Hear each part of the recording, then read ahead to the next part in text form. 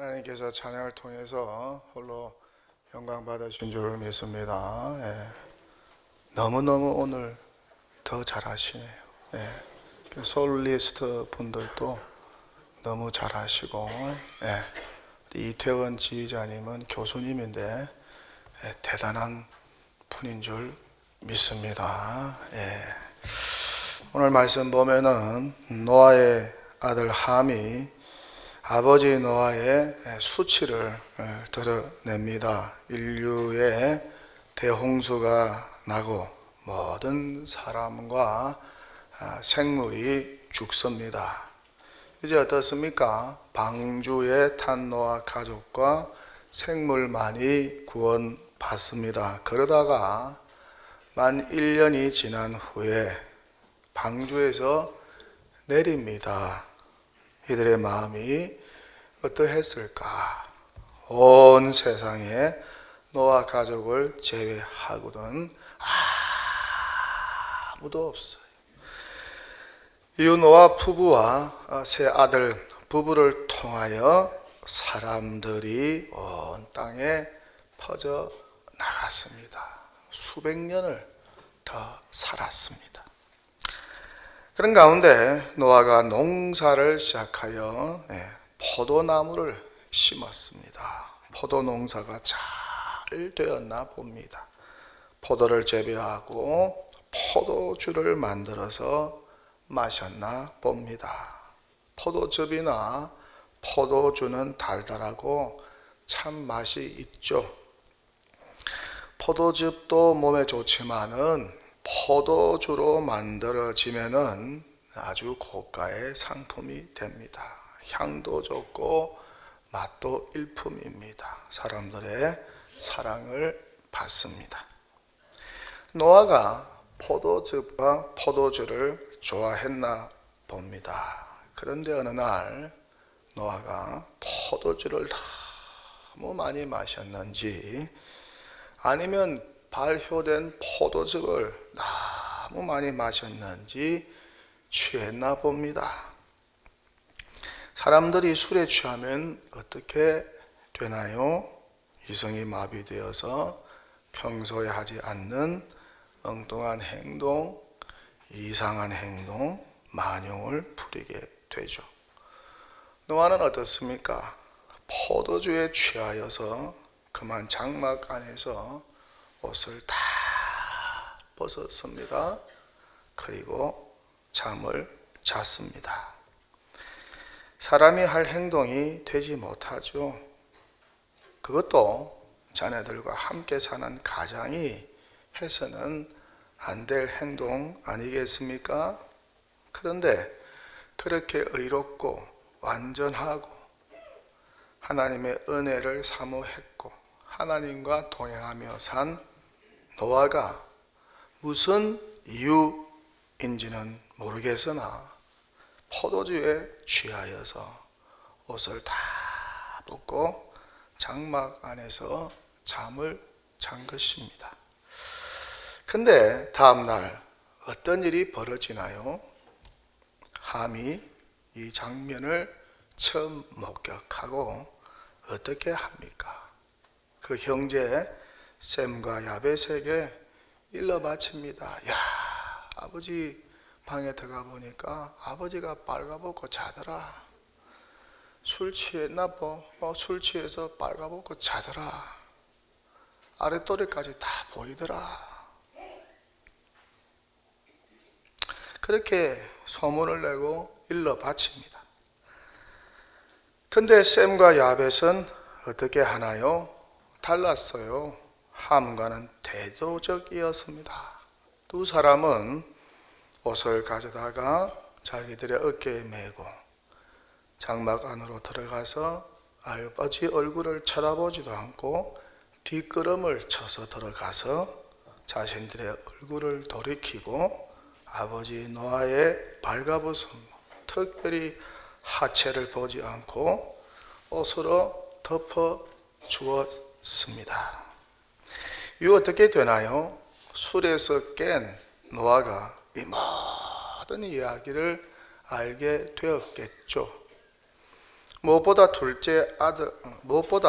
아들 함이 한 행동을 알게 되고 괘씸하게 여깁니다.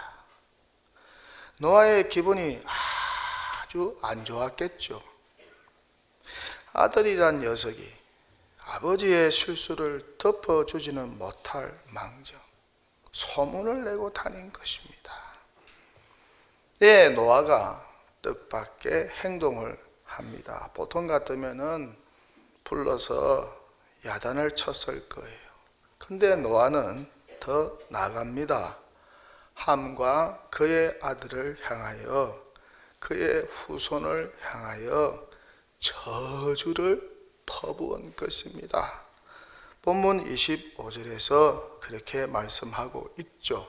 이에 이르되 가나안은 저주를 받아 그의 형제의 종들의 종이 되기를 원하노라 하고, 가나안은 함의 아들입니다. 가나안은 셈의 종이 될 것이라고, 야벳의 종이 될 것이라고. 반면에 야벳은 셈의 장막에 거할 뿐만 아니라 셈과 함께 하나님의 축복을 받아 창대하게 될 것이라고. 아버지의 허물을 보지 않고 오히려 옷으로 덮어준 셈과 야벳은 축복을 받고, 반대로 아버지의 허물을 가려주지 않고 드러내고 소문낸 아들 함과 후손은 저주를 받아 종이 될 것이라고. 훗날 셈의 후손으로 메시아 예수 그리스도가 탄생하게 되죠. 그리고 함과 그 아들 가나안의 후손은 어떻습니까? 이스라엘의 종이 되어서 살아갑니다. 꼭 저주까지 해야 했을까? 그것도 함의 후손까지 저주까지 꼭 해야 했을까? 하지만 그만큼 노아의 입장에서는, 아버지 노아의 입장에서는 함의 행동이 이해할 수 없는 행동이었고 불효막심한 행동이었다는 것입니다. 누구 덕에 아들 함이 태어났습니까? 아버지 덕입니다. 누구 덕에 인류 심판인 대홍수에서 함이 살아났습니까? 아버지 노아 덕입니다. 누구 덕에 함이 방주로 인도함을 받게 되었습니까? 아버지 노아 덕이었습니다. 그렇게 아버지에게 은혜를 입은 함이 아버지가 딱 한 번 실수한 것을 눈 감아주지 못하고 형제에게 소문을 내고 비난을 하는 것입니다.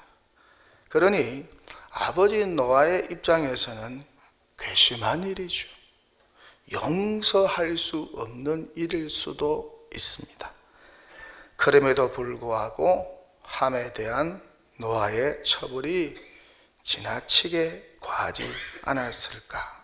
하지만 노아는 함의 행동을 이해할 수 없는 불효로 판단하고 아들과 그의 후손까지 종이 될 것이라고 저주를 한 것입니다.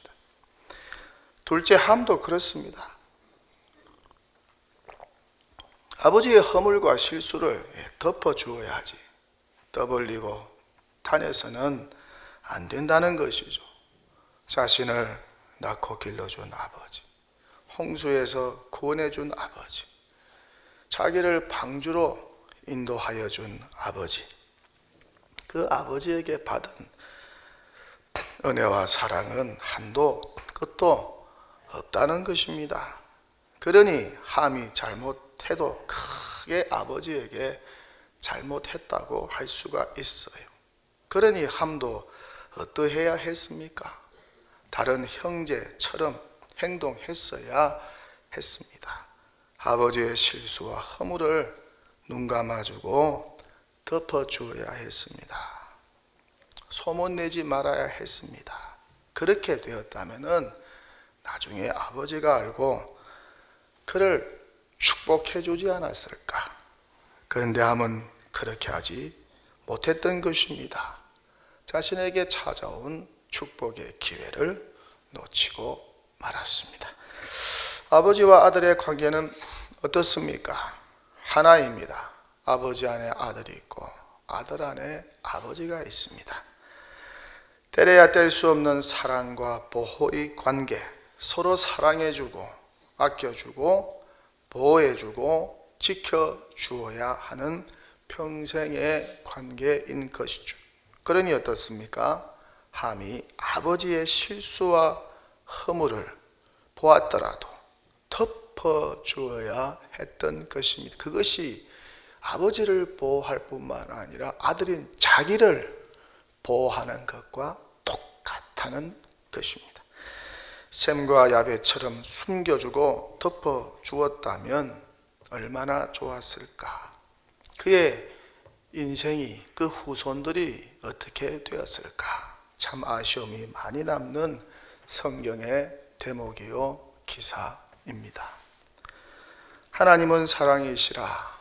사랑이 무엇입니까? 실수와 허물을 덮어주는 것입니다.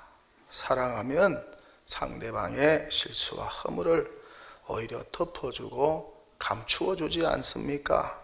소문내지 않고 비난도 정죄도 하지 않습니다. 이것이 사랑이라는 것이죠. 하지만 어떻습니까? 미우면 그렇게 하지 않습니다. 다 떠벌리고 드러내고 비난하고 정죄하고 조그만 허물도 침소 봉대하여서 떠벌리게 되는 것입니다. 하나님이 범죄한 첫사람 아담의 실수와 허물을 어떻게 하였을까요? 덮어주었습니다. 가리워 주었습니다. 가죽옷을 만들어서 덮어주고 가리워 주었습니다. 여호와 하나님이 범죄한 아담과 그의 아내를 위하여 가죽옷을 지어 입혀 주었어요. 동물을 죽이고 피를 흘리게 한 후에 그 가죽으로 옷을 만들어서 범죄한 아담과 하와의 벌거벗은 몸, 수치스러운 몸을 가리워 주고 숨겨준 것입니다. 그렇게 죄인을 향하여 여호와 하나님은 인간 타락 이후에 사랑을 베푸셨습니다. 구약시대에 범죄한 이스라엘의 죄를 여호와께서 어떻게 대하셨을까요? 어떻게 속하였을까요? 가축의 피로 덮어주었습니다. 그 실수와 허물을, 범죄를 가축의 피로, 속죄의 피로 다 덮어주고 가리워 주었어요. 동물의 피를 백성에게 뿌려서 용서해 주었어요. 송아지와 염소의 피, 그리고 물과 붉은 양털과 우슬초를 취하여서 그 두루마리와 온 백성에게 그 피를 뿌려서 용서해 준 것입니다. 그렇게 속죄의 피, 동물의 피를 뿌려서 용서해 주고 덮어 주었어요. 그렇게 죄와 허물을 간과해 주셨어요. 나중에 예수님이 오신 후에는 신약 시대에는 어떠했습니까? 주님이 십자가에서 친히 우리 대신 속죄의 제물, 화목의 제물이 되어주시고 그분이 흘린 그리스도의 피, 언약의 피, 대속의 피로 범죄한 인간의 죄와 허물을 다 가려주시고 덮어주시고 간과해 주셨다는 사실, 이에 성경은 이렇게 말씀하지요. 이 예수를 하나님이 그의 피로서, 예수의 피로서 믿음으로 말미암는 화목제물로 세우셨으니 이는 하나님께서 길이 참으시는 중에 전에 지은 죄를 간과하심으로 자기의 의로우심을 나타내려 하심이, 전에 지은 우리의 죄를 하나님이 예수 그리스도의 보혈의 피 공로로 인하여서 다 간과해 주었다는 것입니다. 간과란 말이 무슨 말입니까? 큰 관심을 두지 않고 보아 넘겼다는 뜻입니다. 그냥 보고 넘겼다, 넘어갔다는 뜻입니다. 하나님은 우리의 죄를 보고도 못 본 채 하였다는 것이죠. 이렇게 간과하심으로 예수 믿는 자를 하나님은 의롭게 여기셨다는 것입니다. 오늘 본문에서 셈이 아버지 노아의 하체를 옷으로 덮었다고 합니다. 이때 사용된 덮었다라는 히브리어 원어 가사입니다. 가사. 이 가사라는 히브리어 단어는 죄를 덮어서 용서해 주다, 죄를 덮어서 용서해 주다 라고 하는 의미로 성경에서 사용되고 있습니다. 그래서 시편 32편 1절에서는 이렇게 말씀합니다. 허물의 사함을 받고, 허물의 용서함을 받고 자신의 죄가 가려진 자는, 덮여진 자는, 가사된 자는 복이 있도다. 상대방의 죄와 허물을 덮어주는 것이, 가사하는 것이 성경에서 말하는 사랑, 하나님의 사랑이라는 것이죠. 이 성경은 말씀합니다. 허물을 덮어주는 자는, 허물을 가사해주는 자는 사랑을 구하는 자요, 그것을 거듭 말하는 자는 친한 벗을 이간하는 자니라. 무엇보다도 뜨겁게 서로 사랑할지니 사랑은 허다한 죄를 덮느니라. 사랑은 허다한 죄를 가사하느니라. 미움은 다툼을 일으켜도 사랑은 모든 허물을 가리느니라. 사랑은 모든 허물을 가사하느니라. 한 여성이 있었습니다. 얼굴도 예쁘고 몸매도 나무랄 데가 없어요. 그러나 약점이 하나 있었습니다. 머리숱이 적은 게 탈이었습니다. 언젠가부터는 그 많던 눈썹도 조금씩 빠지기 시작했습니다. 그러더니 아예 눈썹이 없어지고 말았습니다. 그래서 항상 눈썹을 짙게 그리고 다녀야만 했습니다. 드디어 그녀에게 애인이 생겼습니다. 멋진 남성이 생겼습니다. 남친이 생겼어요. 마침내 두 사람은 결혼했습니다. 깔끔한 매너와 친절한 사랑으로 그녀를 감동시켰습니다. 그 애인이 그랬습니다. 그렇게 서로 뜨겁게 사랑하다가 결혼을 했습니다. 그녀는 머리숱이 적은 것은 숨길 수가 없어서 남편에게 고백하였습니다. 내 머리숱이 참 적어요. 앞으로 살다 보면 더 적어질 수도 있습니다. 괜찮겠습니까? 하지만 눈썹만큼은 연애 시절부터 숨겨왔습니다.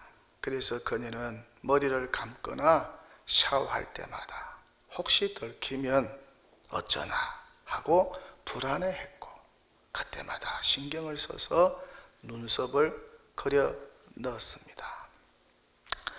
남편의 그 따뜻한 눈길이 경멸의 눈초리로 바뀌는 것은 정말 상상조차 할 수 없었던 것이죠.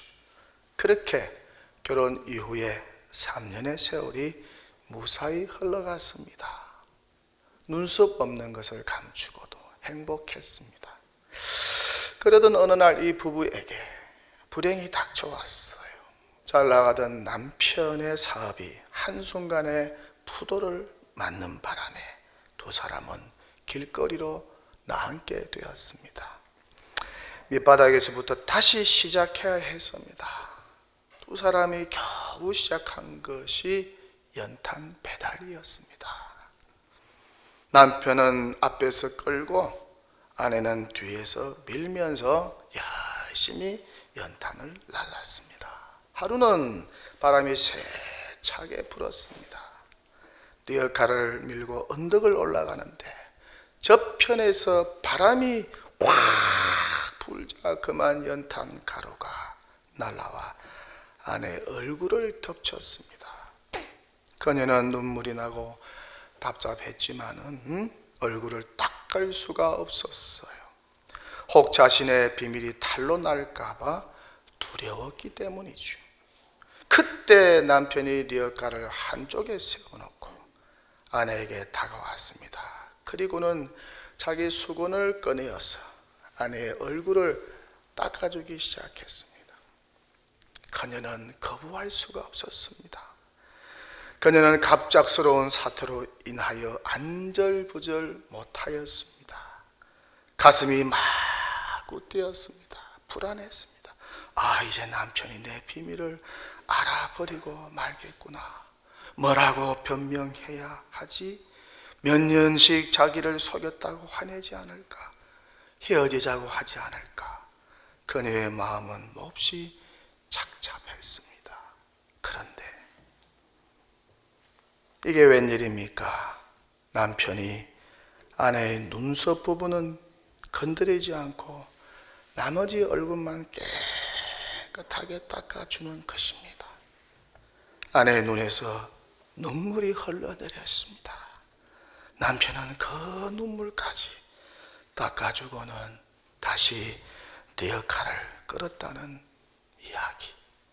사랑이 무엇일까? 상대의 허물을 덮어주는 것이 아닐까?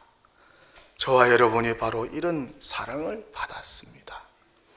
하나님이 독생자 예수 그리스도로 하여금 우리 대신 십자가에서 대속의 피를 흘리게 하심으로 그 피로 우리의 죄와 허물을 다 닦아주시고 덮어주셨다는 것입니다. 허물과 죄로 죽었던 우리를 하나님의 독생자 예수님을 십자가에서 우리 대신 죽게 하심으로 우리를 죄에서 용서하시고 그 큰 사랑으로 구원해 주셨어요. 그렇게 죄와 허물로 죽은 우리를 그리스도의 피로 덮어주시고 닦아주시고 용서해 주시고 구원하여서 하나님의 자녀 삼아주셨다는 것이죠.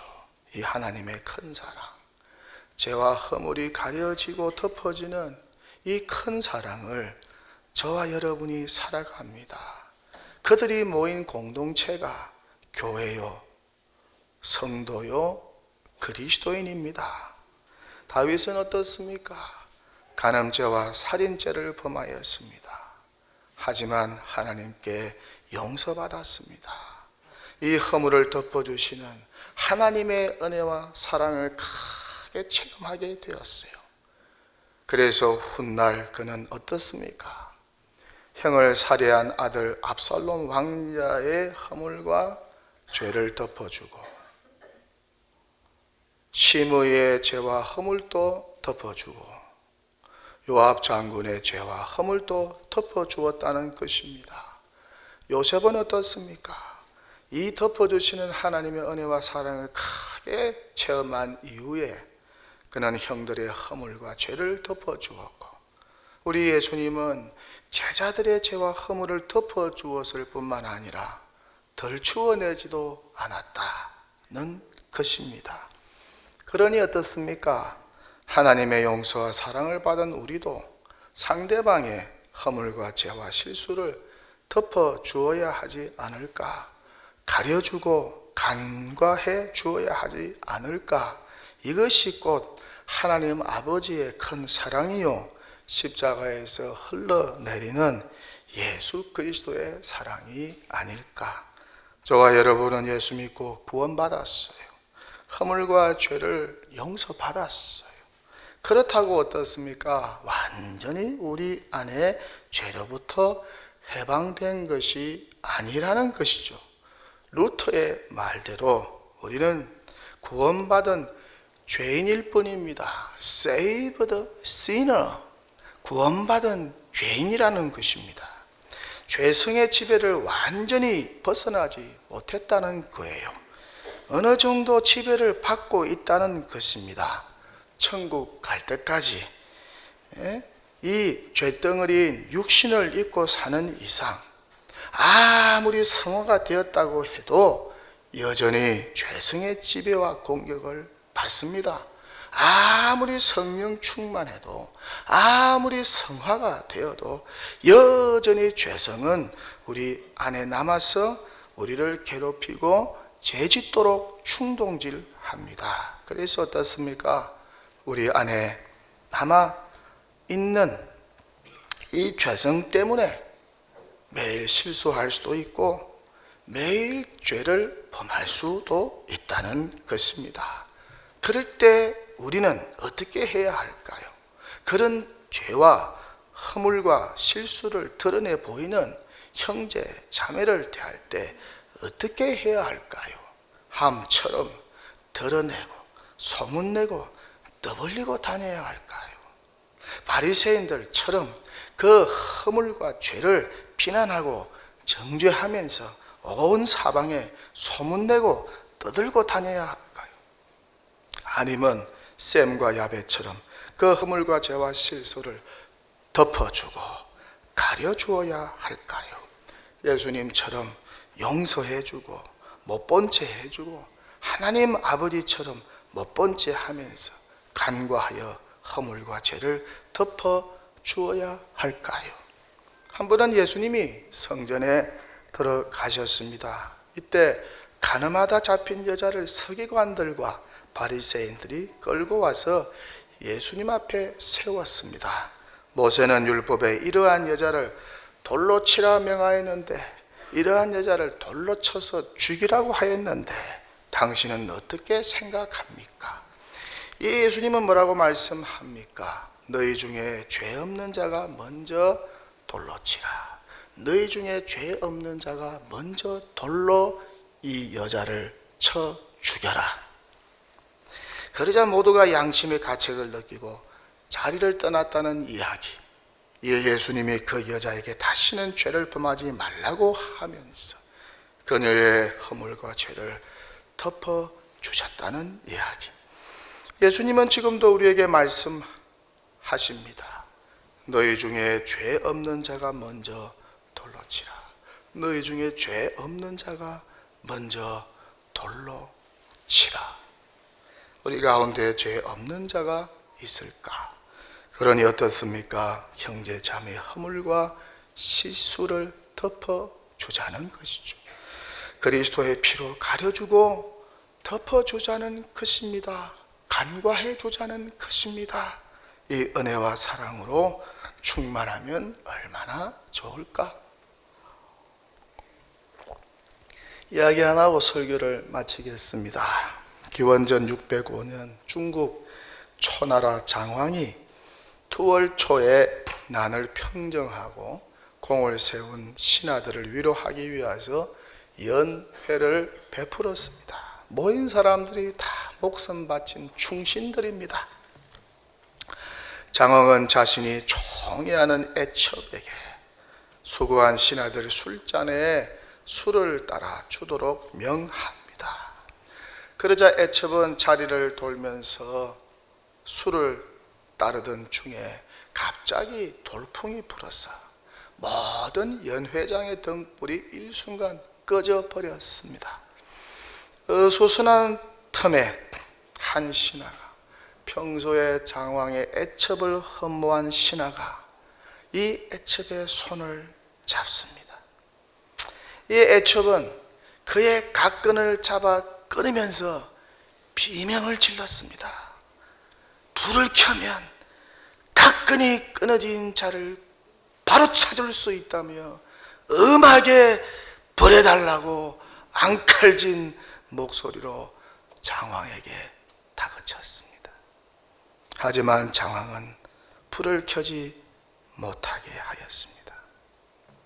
충신을 죽일 수는 없었던 것입니다. 허물을 덮어주기로 작정한 것입니다.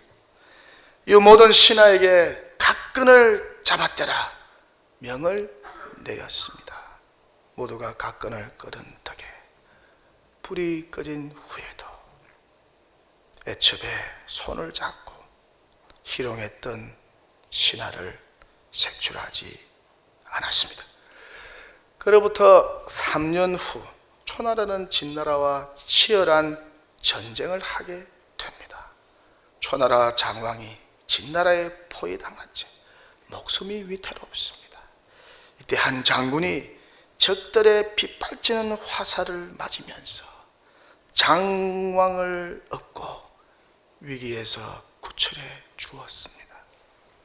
그러면서 장군이 자신의 등에 업힌 장왕에게 말합니다. 왕이여, 내가 바로 3년 전 그 각근의 주인공이었습니다. 그가 바로 3년 전 취중의 장왕의 애첩에게 각근을 뜯긴 장웅이라는 장군이었다는 사실, 중국 춘추 시대에 일어난 실화입니다. 자신의 허물을 덮어준 왕에게 자기 목숨을 바쳐서 그 은혜를 갚아 주었던 것입니다. 설교를 마칩니다. 허물을 덮어주면 그 사랑과 은혜에 감동하여 목숨까지 바치게 된다는 사실, 죄와 허물로 죽었던 저와 여러분을 하나님이 독생자 예수 그리스도의 피로 덮어주신 사랑보다 더 큰 사랑이 또 어디 있을까?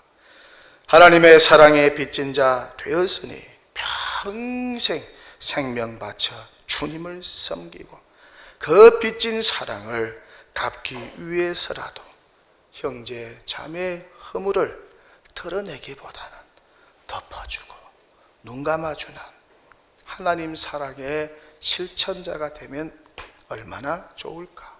그런 사람들이 우리 동도교회 안에 가득 차게 되면 얼마나 좋을까? 이 은혜와 사랑으로 충만하시기를 축원합니다. 축원합니다. 할렐루야.